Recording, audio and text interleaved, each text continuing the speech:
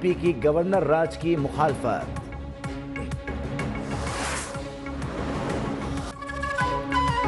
Final call کی ناکامی کی آفٹر شاکس، پی ٹی آئی میں بھونچال، اسد قیصر نے خود کو چیئرمین پی ٹی آئی بنانے کی خبروں کی تردید کر دی۔ Salman Akram Raja secretary general P T I کے عہدے سے مستعفی، چیئرمین بیرسٹر گوہر نے تاحال استعفیٰ قبول نہیں کیا، کہا ذمہ داری چھوڑنے کا یہ وقت نہیں، تنقید کی پرواہ کیے بغیر کام جاری رکھنے کا مشورہ۔ سنی اتحاد کونسل کے سربراہ صاحبزادہ حامد رضا کا بھی پی ٹی آئی سیاسی کمیٹی اور کور کمیٹی سے مستعفی ہونے کا فیصلہ، بولے قومی اسمبلی کی نشست سے بھی جلد استعفیٰ دے دوں گا۔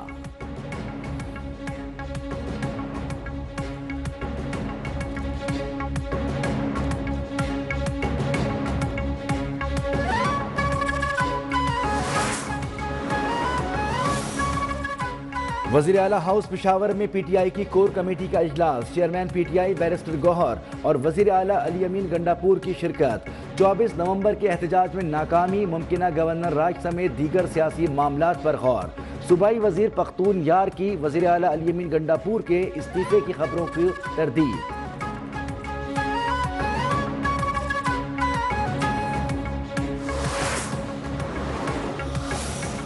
This time again with lot of preparation and using the cover of KP government tried to create mayhem in the capital and they armed with latest weapon.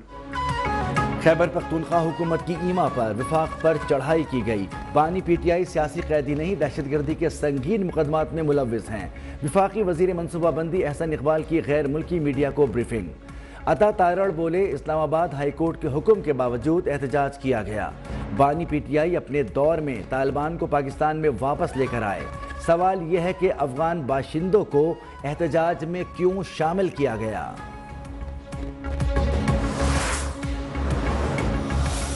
تک پولیس جو ہے وہ 1151 ملزمان کو گرفتار کرنے میں کامیاب ہوئی ہے۔ ان ملزمان کا جب ڈیٹا چیک کروایا گیا تو یہ بات سامنے آئی کہ اس میں 64 افغانز ہیں۔ پی ٹی آئی کے پرتشدد احتجاج میں گرفتار مظاہرین کی تعداد 1151 ہو گئی، 64 افغان باشندے بھی شامل ہیں۔ پورے ریجن میں مظاہرین کے خلاف 32 مقدمات درج، آر پی او راولپنڈی بابر سرفراز کی بریفنگ۔ مظاہرین کے تشدد سے 117 پولیس افسران اور اہلکار زخمی ہوئے۔ سی پی او راولپنڈی کے مطابق مظاہرین اڈیالہ جیل پر حملہ کرنا چاہتے تھے۔ حقلہ انٹرچینج پر کانسٹیبل مبشر کی شہادت کے باوجود پولیس نے صبر سے کام لیا۔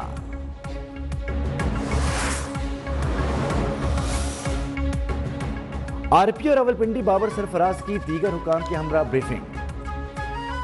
اسلام آباد میں پرتشدد احتجاج پر بانی پی ٹی آئی سمیت پی ٹی آئی قیادت پر مزید مقدمات درج، بشرا بی بی، علی امین گنڈاپور، علیمہ خان، عمر ایوب اور دیگر قیادت اور کارکنان بھی نامزد۔ نصیر آباد، صادق آباد اور صدر تھانوں میں مقدمات استداد دہشت گردی ایکٹ کے تحت درج کیے گئے۔ اقدام قتل، کار سرکار میں مداخلت، دفعہ 144 کی خلاف ورزی سمیت دیگر دفعات بھی شامل۔ پی ٹی آئی قیادت کے خلاف جڑواں شہروں میں مقدمات کی تعداد 10 ہو گئی۔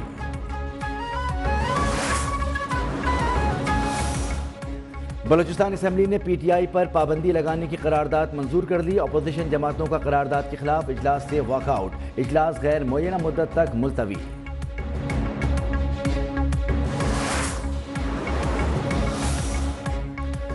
بانی پی ٹی آئی تنہا رہ گئے، ملاقاتیوں کے لیے مختص جمعرات کے دن کوئی ان سے ملنے نہیں آیا، بانی رہنماؤں کے راہ تکتے رہے۔ پارٹی رہنماؤں نے گرفتاری کے ڈر سے بانی سے ملاقات کی زحمت نہ کی، بشرا بی بی اور علیمہ خان بھی نہ آئیں۔ غلام نے ایک وکٹ لی۔ چیمپئنز ٹرافی پاکستان میں ہی ہوگی، پاکستان کرکٹ بورڈ کا انٹرنیشنل کرکٹ کونسل سے رابطہ، دو ٹوک موقف سے آگاہ کر دیا، ہائبرڈ فارمولے کے تحت نیوٹرل مقام پر بھارت کے خلاف کھیلنے سے صاف انکار۔ ذرائع کے مطابق آئی سی سی کے کسی بھی اعلامیے پر حتمی فیصلہ حکومت پاکستان کا ہوگا۔ پی ٹی آئی و پارٹی والوں نے ہم سے رابطہ کیا تھا کہ آپ لوگوں نے آنا ہے احتجاج پر اسلام آباد، تو ہمیں اس میں راستے کے لیے 50,000 روپے بھی بھیجے۔ احتجاج کے دوران گرفتار پی ٹی آئی کارکنوں کے ہوش ربا انکشافات۔ سجاد نامی کارکن نے بتایا کہ احتجاج میں شرکت کے لیے 50,000 روپے دیے گئے۔ پی ٹی آئی قیادت کارکنوں کو پھنسا کر خود فرار ہو گئی۔ خورشید نامی شخص نے بتایا کہ پبلک ٹرانسپورٹ نہ ہونے کے باعث وہ شرپسندوں کی گاڑی میں بیٹھ گیا۔ ان کے پاس ڈنڈے، پتھر اور اسلحہ تھا۔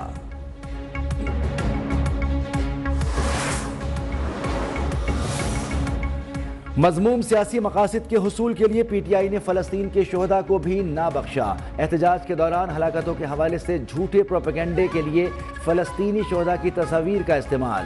بیرون ملک فرار سلمان احمد نے فلسطینی شہداء کی تصاویر کو پی ٹی آئی احتجاج سے جوڑ دیا۔ P T I social media پر جعلی تصاویر، ویڈیوز اور غلط اعداد و شمار کی بھرمار۔ بشرا بی بی کی اسلام آباد سے فرار کی ویڈیو سامنے آ گئی۔ بشرا بی بی کو رات 11:57 پر اپنی گاڑی سے اتر کر علی امین گنڈا پور کی سفید گاڑی میں بیٹھتے دیکھا گیا۔ ذرائع کے مطابق جنا ایونیو پر آپریشن کے بعد بشرا بی بی اپنی گاڑی میں سیکٹر G8 پہنچی۔ اس کے بعد وہ علی امین گنڈا پور کے ساتھ ان کی گاڑی میں مرگلا روڈ کی طرف چلی گئیں۔ گاڑی مرگلا روڈ سے پیر سہاوا گئی اور خیبر پختونخوا کی طرف نکل گئی۔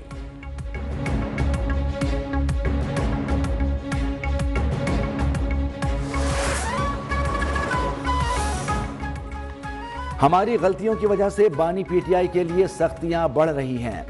اس کی تمام تر ذمہ داری مرکزی قیادت پر عائد ہوتی ہے۔ پی ٹی آئی کے رہنما شوکت یوسف زئی نے ایک بار پھر اپنی پارٹی قیادت کو آڑے ہاتھوں لے لیا۔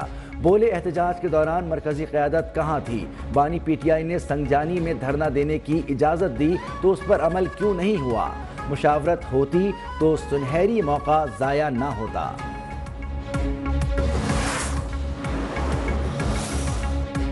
احتجاج کی فائنل کال رانگ یا مس کال تھی۔ اس کی لیڈرشپ مظاہرین کو چھوڑ کر بھاگ گئی۔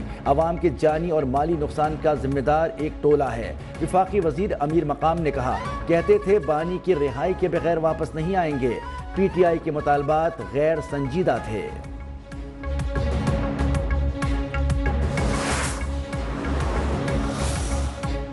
اسلام آباد میں ساری چیزیں ہی غلط ہوئیں۔ وزیر اعلیٰ خیبر پختونخوا سارے حکومتی وسائل کے ساتھ اسلام آباد آ جائیں، یہ غلط ہے۔ گورنر پنجاب سردار سلیم کی سینئر صحافیوں سے گفتگو، کہا کہ اسلام آباد احتجاج میں غلطیاں دونوں اطراف سے ہوئیں۔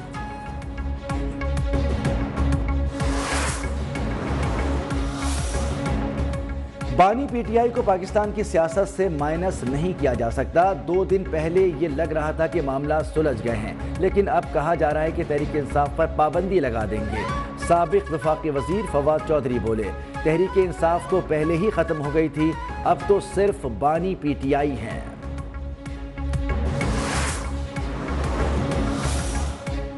£190 ملین ریفرنس میں بشرا بی بی کے ناقابل ضمانت وارنٹ گرفتاری برقرار۔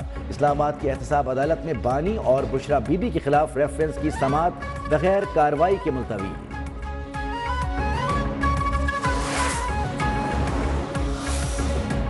اسلام آباد ہائی کورٹ کے حکم کی خلاف ورزی پر پی ٹی آئی قیادت کے خلاف توہین عدالت کیس کی سماعت۔ عدالت نے پی ٹی آئی کو نوٹس جاری کر کے آئندہ ہفتے جواب طلب کر دیا۔ سیکرٹری داخلہ، چیف کمشنر، ڈپٹی کمشنر اور آئی جی اسلام آباد کو بھی نوٹس جاری۔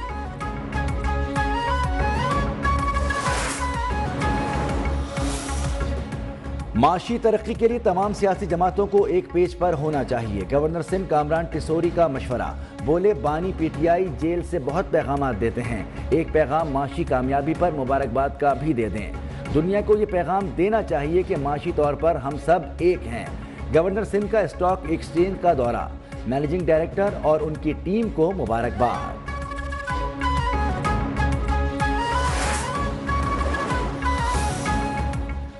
کوئٹہ میں بچے کے اغوا سے متعلق کیس پر سماعت۔ اٹارنی جنرل کی استدعا پر اٹارنی بینچ نے آئینی بینچ کی جانب سے ممبر میں رپورٹ کا جسٹس مندوخیل کا رپورٹ پر اظہار اطمینان۔ بچے کے والد سے کہا کہ آئی جی نے تفصیلات بتائیں، یہ آرام سے نہیں بیٹھے ہوئے۔ جسٹس محمد علی مظہر کا آئی جی کو ہائی کورٹ میں بھی رپورٹ جمع کرانے کی ہدایت۔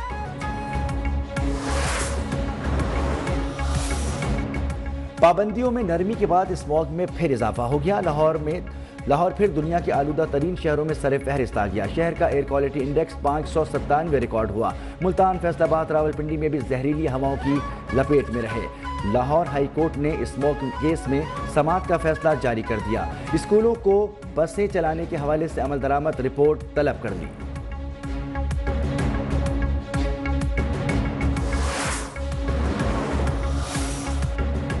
یکم دسمبر سے پیٹرولیم مصنوعات مہنگی ہونے کا خدشہ. 15 روز کے لیے پیٹرول فی لیٹر 3 روپے تک مہنگا ہو سکتا ہے.